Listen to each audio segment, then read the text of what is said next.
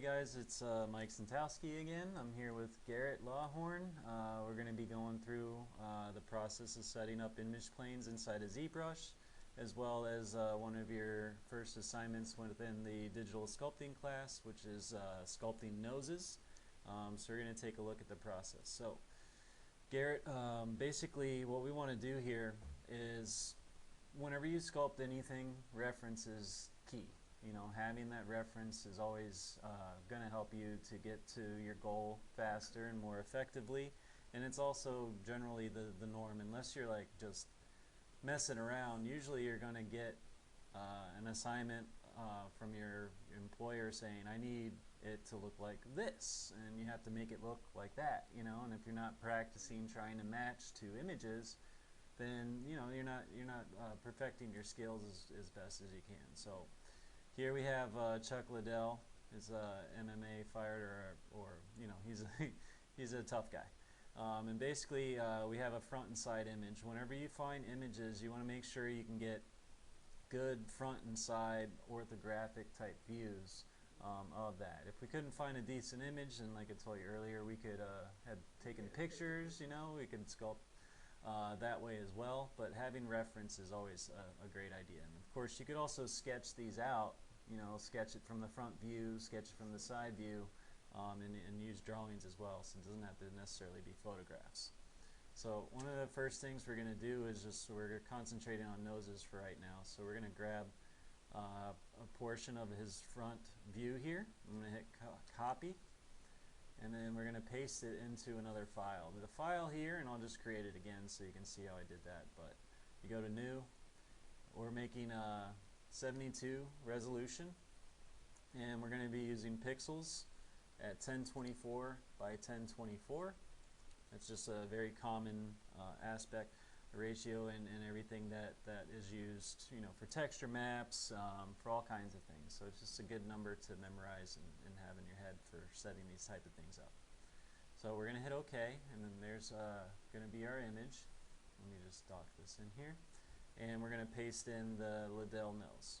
Okay, so it's a smaller image, so we will have to scale it up, and we're just using it as reference, so we're not too concerned with losing resolution and stuff. As long as we can still make out the shapes, you know, it's going to be helpful for us to sculpt it out. So I'll scale it up a bit, and we're going to also go into our image here as well, and we'll take a snapshot or copy the side or the profile view of his nose, paste it in. And matter of fact, within this file, before I scale that, I want to make sure that I make them both the same size, right? So I'm going to paste that in as well, and then we'll grab them both at the same time. Control T to transform them, and we'll just scale it up so we get a better view. Make sense? So there's our profile, and then underneath, of course, is our front view. Next thing, and we talked about this a little bit previously, but in your view here, you have show, and you can show all kinds of different things, you know, to help you as far as, you know, the grid, for instance, so you can get an idea of the grid and where the placement of the asset is. But what we're going to use here is just simply rulers, and you'll see rulers is in here as well. Hotkey is Control R, and we're going to drag down from the top. And let's just put it right underneath the tip of his nose there. Okay. So the idea here is that the tip of the nose from the front and the side match up as neatly and nicely as we possibly can. Okay. So you don't want the side view to be way up here and then over, and I still have them both selected, of course. But you wouldn't want one or the other offset so much that when you toggle back and forth, you know, you can clearly see there's a pretty huge difference there. Right? So what we're going to do here is we're going to take our image, I'm going to slide it down a little bit, just get right to the tip of the nose, if you will. And then for the front view, you can see like even the nostrils kind of line up. And remember too, this is like photograph, so it's like, you know, and it's also a human being, so it's not going to be like perfect, but the idea is we get it as close. Exactly, yeah, they're taken at different times. Fortunately though for us, it's the same person at least, right? So like that's part of it. You know, if it wasn't the same person, then this would be pretty difficult to line up. So we'll also put his brow down a little bit, because in the front view you can see his nostril in the back kind of lines up with the tip of the nose as well. And of course over here you can also use your opacity, so you can kind of see where things are and kind of get them lined up, overlay them like so. So I think we got a decent position. What we're also going to take note of is just the center line inside here. So if we hold down shift, actually you can snap it right to the middle. I believe that's the middle. It doesn't look too good. Yeah, I used pixels, of course, so we want 512 technically. Let's see, the whole thing is 14 and 2 ticks, so 7 and a tick. So just about there. I mean, it's a little tiny bit off, but should be much better than just kind of winging it, if you will. So we'll put our opacity back up. We got the side view. You just want to make sure that the scale of it is decent, because you know it could look like it's aligned, but bigger and alignment is pretty much the same thing, right? So again, you kind of want to gauge. I think that's a little too big actually, but you want to gauge that off of the two images. Maybe look at the size of the eyes, the size of the brow, right, and the brow line. And we're still a little large there actually, so I'd say something like that. And again, it's just reference. It's so that we can get our references, you know, set up appropriately, or the best we can, obviously, so that when we take it into ZBrush, we have very little movements to do, or we don't have to offset it or, you know, shift it around too much. Right. So next step is to save these files out. So I'm hitting Control Shift S to save as, and then we'll give it a name as well as making it a JPEG, and this will be for the front. And I'll just put nose there and save that out. And then here's our side view. Control Shift S. We're going to make it a JPEG as well, and we'll call this side nose. And then there's our two images we're going to use as reference. And this is kind of similar to what we were talking about with the skulls previously. Like in the grids, you have the skull grid, and the alignment's pretty close, so it makes it a lot easier to, like, you know, sculpt and do things like that. You could also perhaps even use this character or this particular sketch, which I'll show you here in a second. We just need to load up a project. So I'm going to do a cube. I like using cubes for noses, because I don't know, it's kind of fun. You sculpt on one, sculpt on another side, sculpt on another side, and you don't have to keep recreating anything. You can just keep sculpting, basically. So with the sketch here, if we go into grids again, I'll double click, and then there's this guy. So there's the front view, and we'll turn off perspective so you can see, but there's a nose from the front and a nose from the side. So I mean, you could also use this particular reference without having to try and find a photograph. And again, it just gives you quick access to being able to sculpt and practice. All right. So what we're going to do, though, is we're going to use our own very own custom one, right? So that's even better, because now we get to, like, you know, pick exactly what we want to do, and we're not, you know, constrained to these two. And I'll also show you how you can create your own once we're done. It's just as simple as saving it out once you get it set up. Alright, so let's get started. So what we're going to do is right in this side panel, you see these two little dashes. We're going to click in that section, and it expands it out. Okay, it gives us an area to basically dock other flags up here into this location. So what we're going to take is draw. This is where we're going to be the one we're going to be using to set up our images, and I'm just going to drag it over here.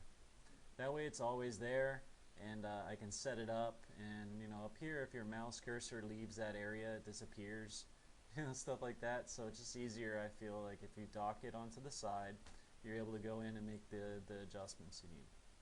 So for this, you do need an object. You do want to be in edit mode, and the floor is basically what designates it being on or off. So we want that to be on, and we're going to go to front back, and you see there's map 1. Now if we didn't double click on the grid earlier, that would be it would just say map 1 basically. It wouldn't have an image there. So what we're going to do is of course replace this image with the ones we just created by importing it in, and we'll find the front nose image, hit open, and now we get the front nose image in here. We're going to go to the left, right, same thing, click on it, go to import, and then we bring in the side version of the nose. So you can see we got the alignment decent, the scale looks okay. It's not perfect obviously, but you know, trying to get it as close as you can. And little tweaks and things like that you can do in here as well. So if we want to adjust the front or the left and right, really the front here, if you want to move it, like for instance horizontally, you can slide it to the left and to the right.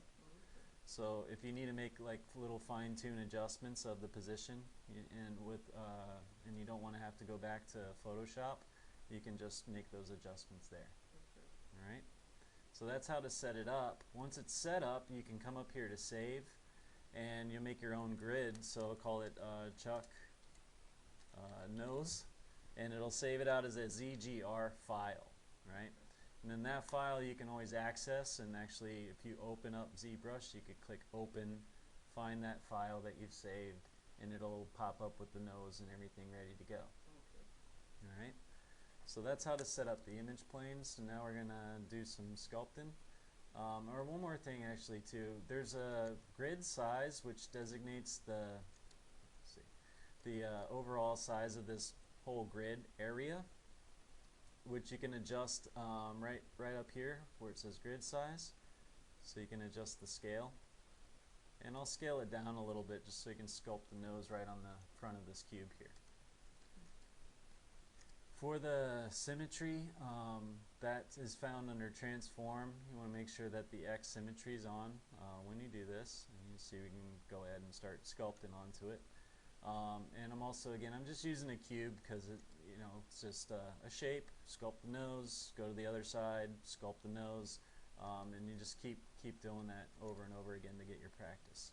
Another thing too is if you see the side view here, we're going to build the nose off the edge of this outside of the box, right? So yeah, we just want to go in and either move the box, which we can just draw our widget hitting W, and we can move the box back a bit, so right around there, and in the front we're fine, right? So now with our geometry, you want to make sure Dynamesh is on. 128 for the resolution's just fine, at least to start things off, and I'm using the clay buildup, same brush as we've been using in the past. Okay. So I'm going to come in here and just start sculpting to build up some of the areas just based off the image. You can see there's his nostril, and you want to brush in your strokes pretty much in the same angles that you see from the image. So you can see we can real quick get the overall gist, of the shape embedded in there. And then from the side view, looks like, oh my gosh, like what's wrong with my nose here, right? He's a boxer, he fights, so I guess there's reasoning for his dents, and no, we need to fix that. So we're just taking these areas out and just matching up to the orthographic views that we brought in ourselves. So we get the overall shape. I'll turn off the floor for a second so you can see that shape, and right here we have a decent shape, of course, where we can just start sculpting in. So I'll use the damn standard brush to kind of mark out some of the key features. Obviously you'll have his nostrils there. I usually like to outline the exterior section of the nostril right where it'll connect into the face, and these markings are just going to help us to know like where we need to build up and where we want to kind of push in areas. So I'm going to pull this nostril flare out a little bit more. And once you get it pulled out, you can of course hit shift to smooth it back. You want to make sure you get the right shapings there. And again, this is just practice this plenty of times, and just like anything else, the repetition's what's going to get you guys much better at doing this. And you see how quick holding down Alt there to push in the nostril. And I'll smooth it out a little bit more. And let's see, let's just kind of edit some of the edge out here and kind of sink that in a little bit more. Go back to our floor and just look at the reference and make the little fine-tune adjustments to the shape you're generating.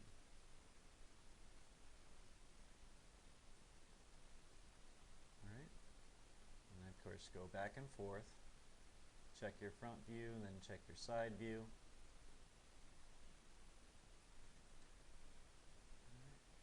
You see this is much lower.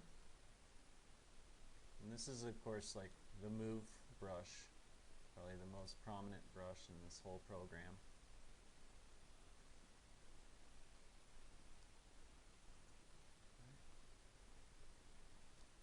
That's a lot better. We'll go back to the clay buildup and just kind of flare that out a little bit more.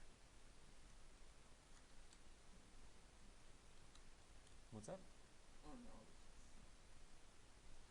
Make sense though? It's pretty smooth, pretty you know, straightforward if you ask me, as far as like what we're trying to do here. If this stuff bothers you too, I mean, you can always come in and push it back, you know, and edit it a little bit more. And like I said, you could build off it even more, since in this particular image we're using, there's, you know, the eyes are there, you know, other references there, so you can practice other things too.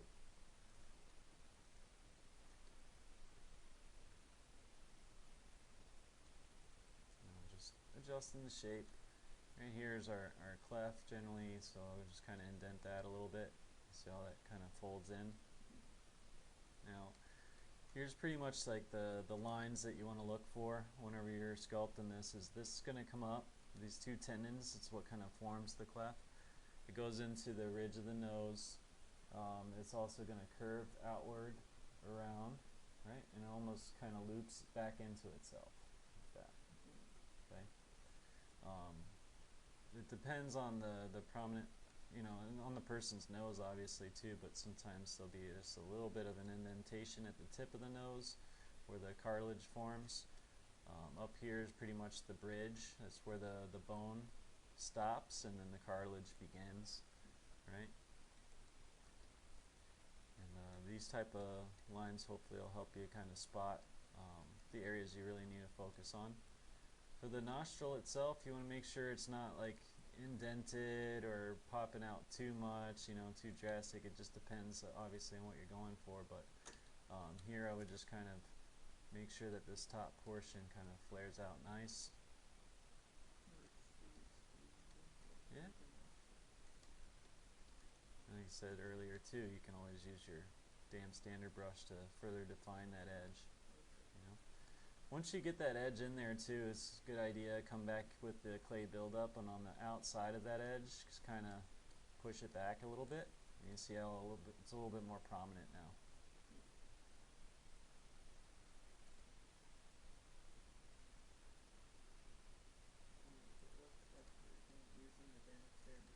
Yeah. It's just I just use it to like mark out territory, you know.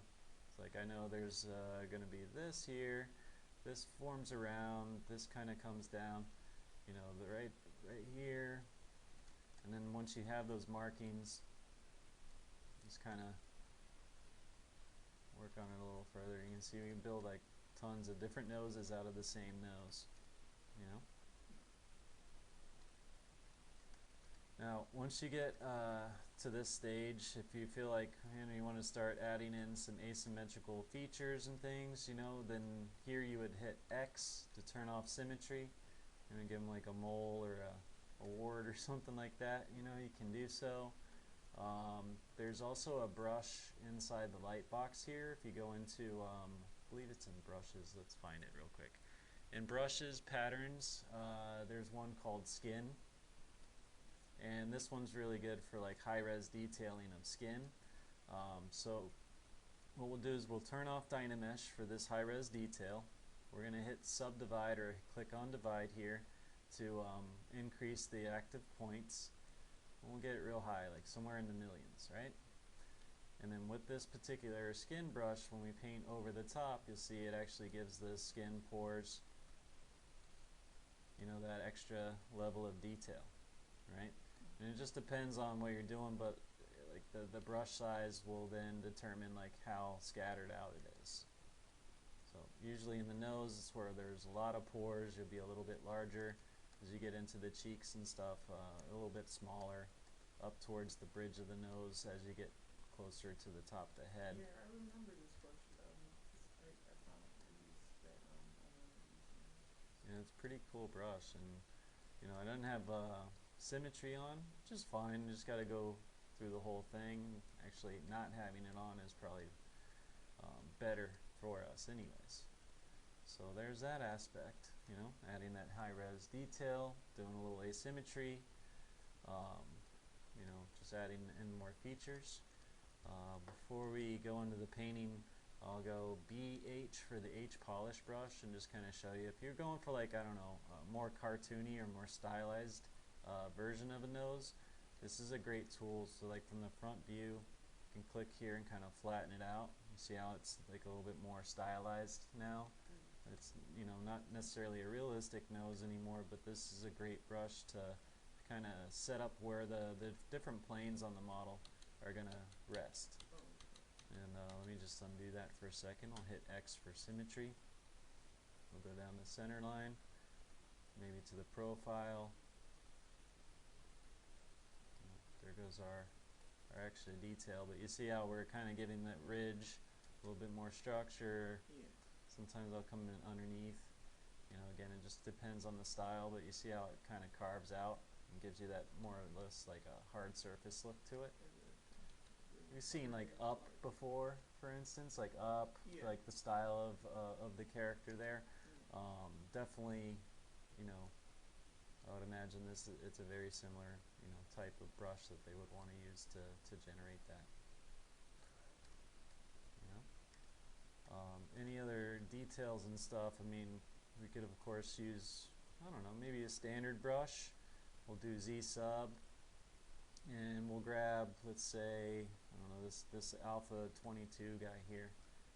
And if we go and brush in, you see the type of detail. It's pretty cool, yeah. And if, you know, it depends on what you're trying to do, but I would probably drop the intensity down. If you're going for like a goblin or something, you know, it's going to have a lot more of the crackable look. And then finally there's another one if you really want to go nuts with it. It's the blob brush. And for this I would probably turn off symmetry because it's more like a, I don't know, like a sword, just something, ouch. It doesn't look like you would necessarily want one of those, and then like obviously you wouldn't want necessarily symmetry with it, but you can see it like inflates that area. It's pretty random, but it gives you some pretty cool shapes and stuff. Yeah. You know, it just depends on what kind of character or creature you're doing. You know, like Shrek nose or something, you know, goblins and things like that. And again, reference is always gonna help out big time. So with the painting, we'll go through that real quick. The color is just a skin shader right now, or the material. We'll make it white. Go up to MRGB, color, fill object, and now we can start painting on it. So you go and pick a brush. I'll usually use the standard brush. We'll turn off the alpha, and then you pick the color you want to paint with. Of course RGB only. And you can go and just paint in directly on. Usually I'll start off with the darkest tones and then work your way up through the lighter tones, right, so you get some of those details. Again, we don't have symmetry on, which is good. You know, you don't want it to look identical on both sides. As far as painting too, we can always come here, it's called masking, and you can mask by cavity, which is going to look at all those high-res details and create a mask for us. So you can see like all the dark areas now won't take in the color. So if I make it green just so you can see how it only hits the areas that aren't masked out, right? You can also select the inverse of that and do like even darker colors so you can get variation within your, yep.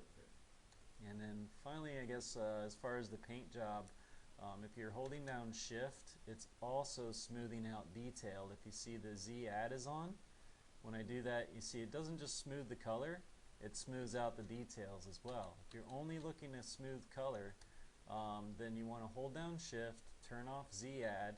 That way we we maintain all that detail and resolution there, but we can still smooth out the blending of colors and things like that.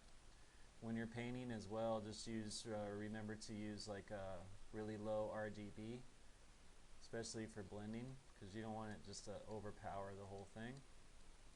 And you see it takes a few more strokes to get the color there.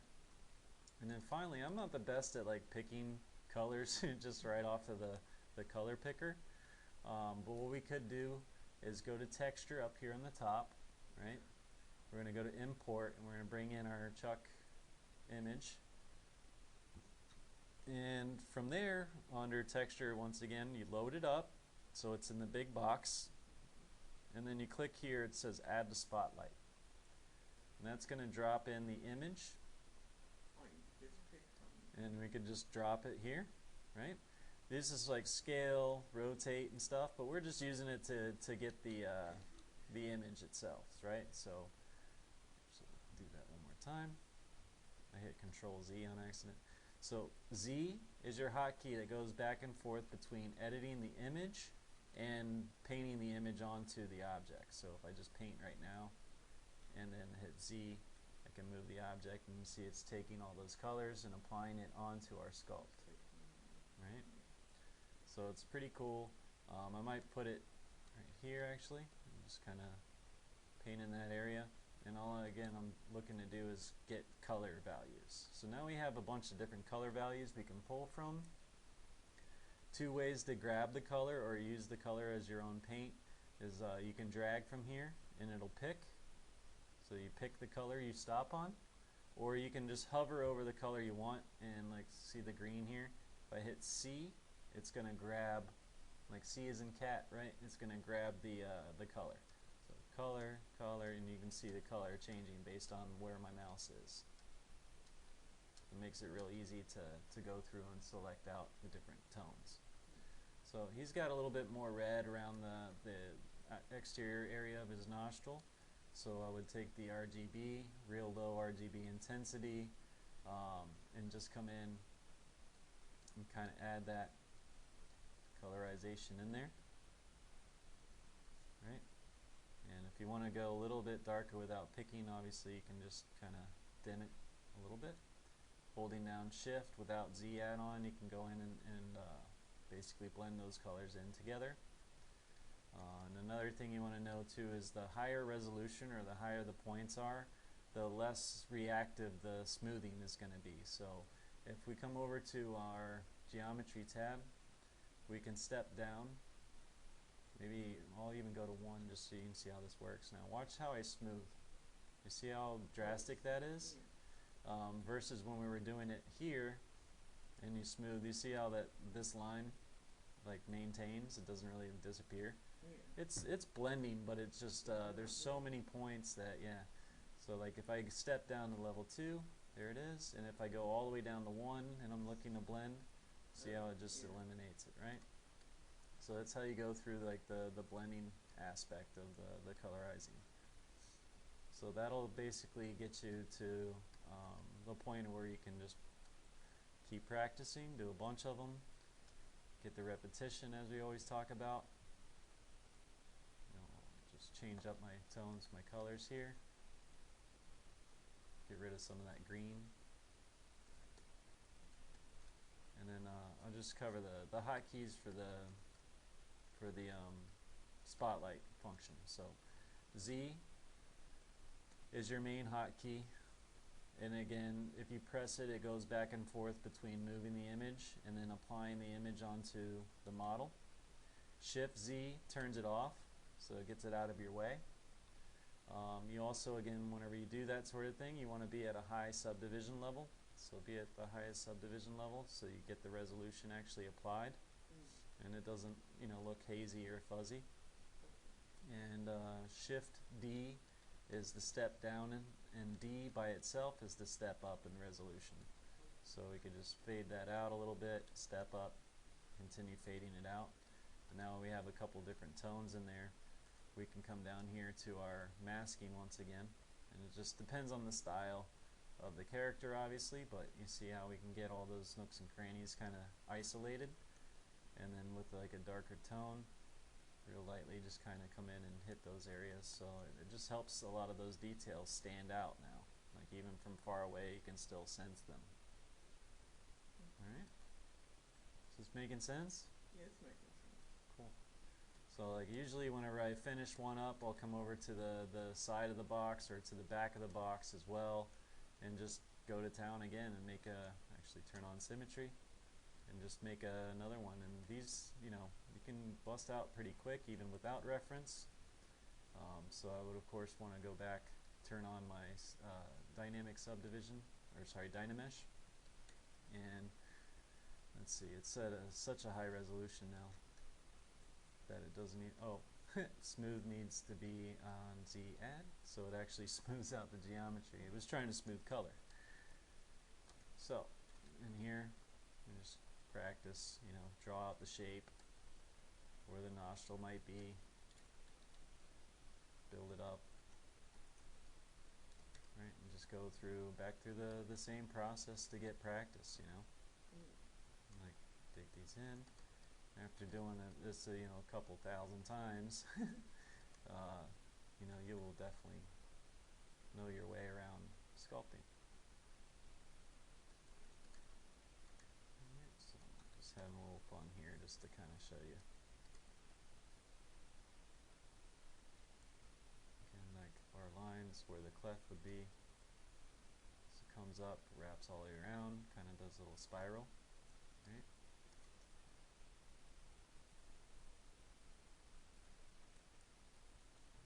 Check our other views, and then with like the move you can, you know, I don't know, make it bigger,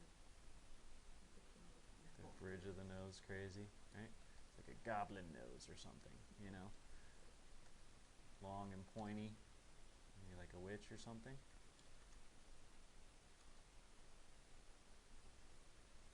And just have fun with it.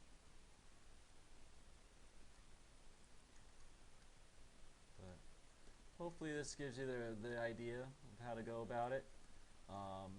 Getting to the level where, you know, these just come naturally and you can just knock them down real quick. Alright. So Garrett, thanks for entertaining me and listening to what I had to say here, and thank you guys for watching the video. I hope this is a help to everyone in completing the next assignment, which is sculpting out noses. Thank you.